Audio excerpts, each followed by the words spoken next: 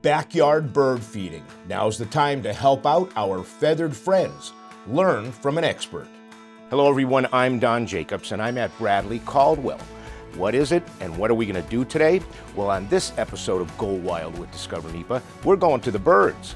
And we're going to hear from Fred Sensenig. He's going to tell us all about this beautiful store and backyard bird feeding. This is the Bradley Caldwell Training Center and Retail Store. It was developed by Jim Bradley, the owner of Bradley Caldwell, as a training center for dealers to come in, see products, and at the same time operate as a retail store so that area people can come in and buy all of these products that Bradley Caldwell distributes. So we're going to concentrate on backyard bird feeding. Is it popular and is it growing in popularity? Yes, actually it's probably the largest hobby in the United States and the world. And interestingly enough to me, it's the only hobby that you don't have to know anything about in order to thoroughly enjoy it. So you can know the Latin names of birds, you can know, what the arm bars and wings and eyes and recognize a chirp, or you can go, the red one was at my feeder this morning. Yeah. So, and be equally delighted. The primary time of year to feed, the most essential time, is really the end of the year through June. So this time of year, which is fall, is when there's the most natural food available. So the birds are not under pressure, at least to this point. It hasn't been cold. They are not raising young, and they're not under any nesting, mating pressure at all. It's easy pickings right now. And what people frequently will do is stop feeding once it gets warm in March or April. But that's when the biggest pressure is on the birds because they are mating, they are nesting, they are feeding their young, and there's no residual food left over. So that's when they need the most food. And a lot of people start to stop just because it's gotten warm. These are some of the more specialized feeders. We have mealworm feeders, which are just a basic type of a feeder. You put dried mealworms in here. You could do the live ones if you want. Most people are doing the dehydrated ones, so they don't have to keep them in the refrigerator. Mealworms, which don't seem very exciting, have a huge amount of food value. And then these are suet feeders. Okay. Suet is basically fat, right? Suet is basically fat. We happen to have a large pile of suet cakes. So you can get suet from a butcher. Much more simply, you can get cakes.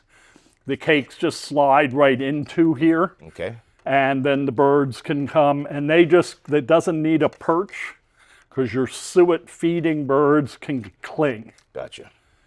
And then you can go to something very basic like this guy, which is just a basket, and that hangs.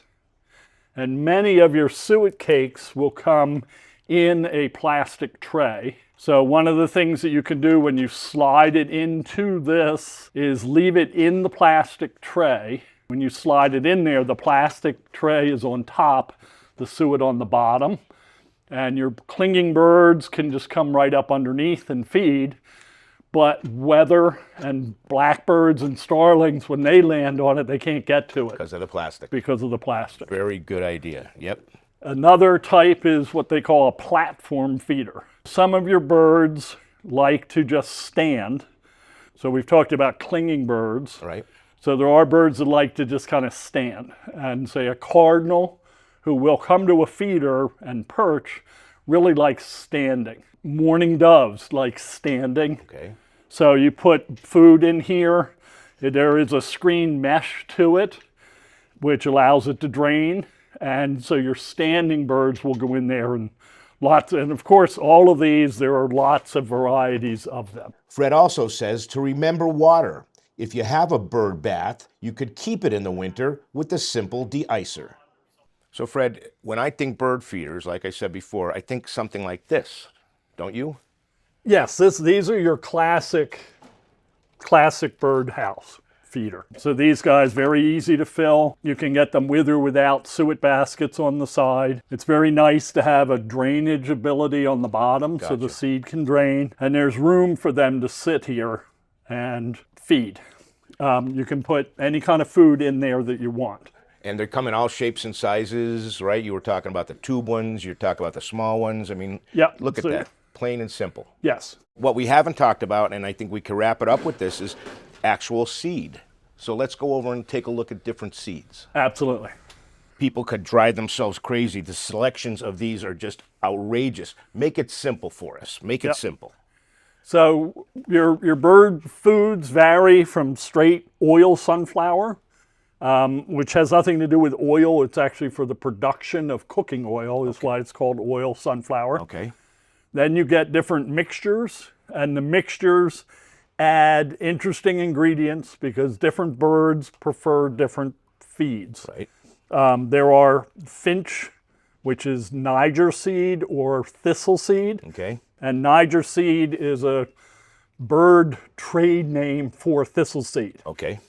There are some straight seeds, such as safflower seed, millet, that you can do. Safflower is interesting. Cardinals really love it. The bad birds, the starlings and blackbirds, don't like it. Right. Squirrels don't like it because to them it's bitter. I think if you sit back and do just a little bit of research, and then trial and error in your own bird feed. Yes. And you say, I love the selection of birds that are coming into whatever I just put in there, then stay with it. Yes. Yes. And that's the simple thing. Yes. And if you want to change it up, you get another feeder, you put it in a similar situation, and then you can try different foods in different locations. Yeah. Well, you are a wealth of knowledge. He does seminars throughout the area too.